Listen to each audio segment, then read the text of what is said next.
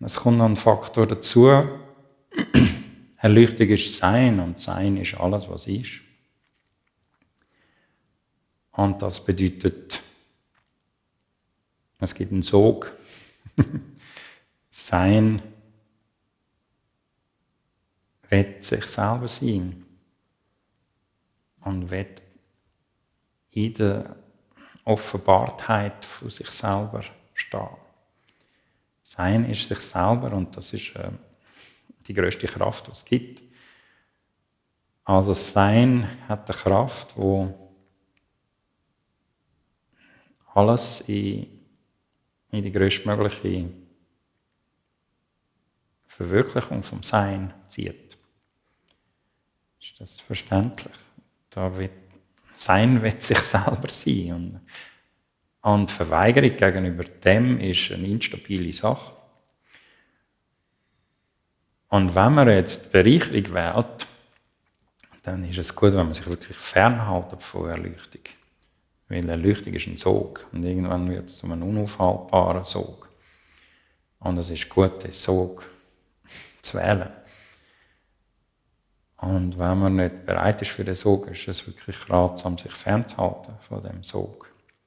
Und seine Bereicherungen zu pflegen. Und eben, das ist keine wertende Aussage, sondern einfach eine Unterscheidung, die wichtig ist, zu machen.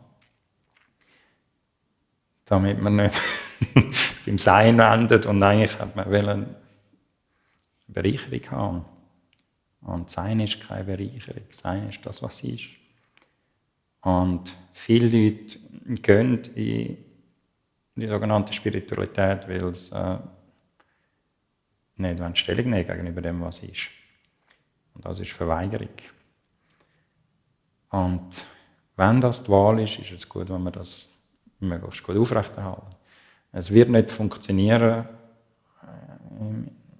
im Ende, aber es kann verweilsam sein. Man kann dort recht viel Zeit verbringen in bereichernde Sachen, sich zufügen. Während Sein blank ist. Völlig blank. Man hat nichts. Man ist nicht einmal mehr jemand. Sogar der etwas könnte haben, gibt es nicht mehr. Da ist nur noch Sein. Sein ist alles, was ist. Sein ist nicht eine Eigenschaft oder ein Eigentum von jemandem. Sein ist das, was ist. Also es ist eine völlige Umkehrung. Das Sein übernimmt. Aber Sein ist alles, was ist, und durch das wird alles erfüllt von Selbstsein, wenn Sein übernimmt. Aber das kann erst stattfinden, wenn alles klar geworden ist, wo könnte irgendjemand haben oder meinen zu haben oder sich zu bereichern damit.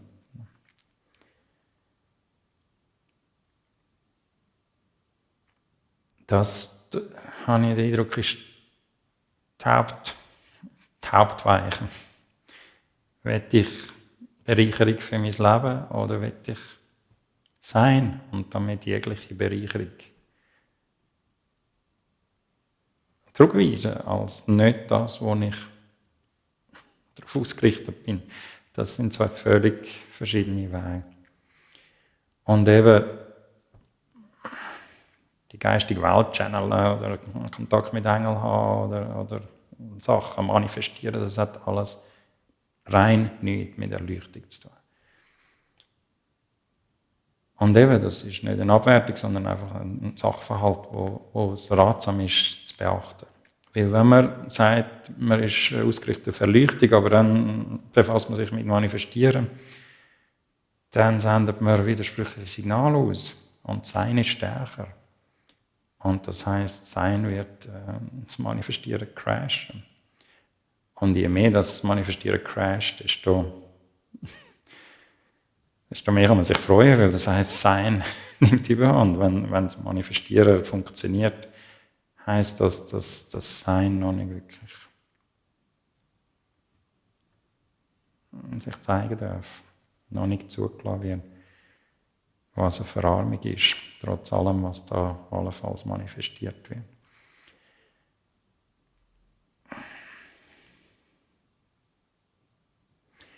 Also das, denke ich, ist die grundsätzliche Wahl, und es ist wichtig und gut, das bewusst zu wählen. Und eben kein widersprüchliches Signal am Universum oder Gott zu senden. Weil Gott ist stärker. Und es kann sehr viel Probleme und Leid geben, wenn das Sein mit Bereicherungen clasht. Was vermeidbar ist, wenn man die Unterscheidung kennt und bewusst wählt. Wenn man Erleuchtung als Ausrichtung wählt, dann kann man die Unterscheidung nutzen, zum Aussortieren. Dass man einfach jegliche Ausrichtung auf Bereicherung zurückweist, weglässt, ausmerzt. Dass wirklich nur Ausrichtung auf Erleuchtung da ist. Und Bereitschaft in das grosse Unbekannte, wo unser Daheim ist, sich einzulassen. Im vollen Sinn vom Wort, sich einzulassen.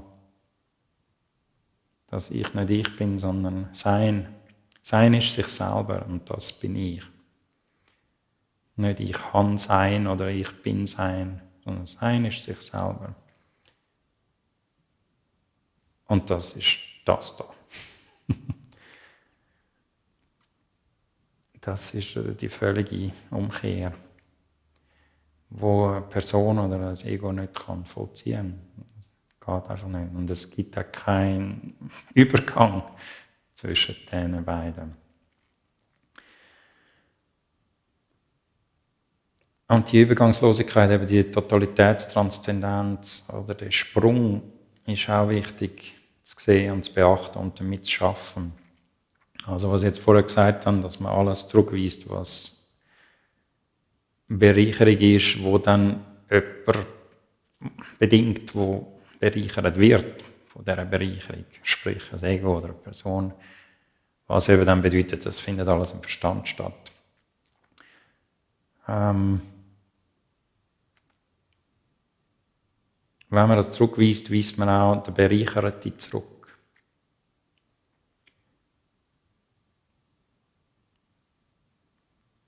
Und das ist auch wichtig zu beachten, dass man nicht erschrickt, wenn der Bereicherte oder der zu Bereichernde plötzlich wegfällt.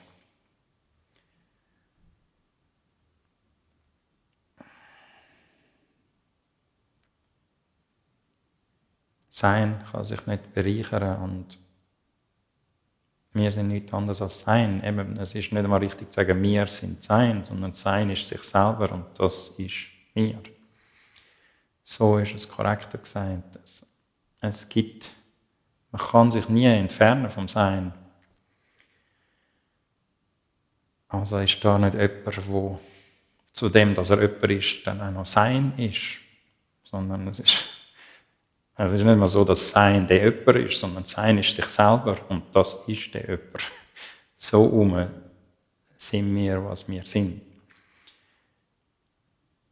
Und das ist nicht so, wie das Ego schaut. Das Ego nicht erreichbar und nicht vorstellbar, nicht verstehbar. Und diese Diskontinuität, der Sprung ist wichtig zu beachten.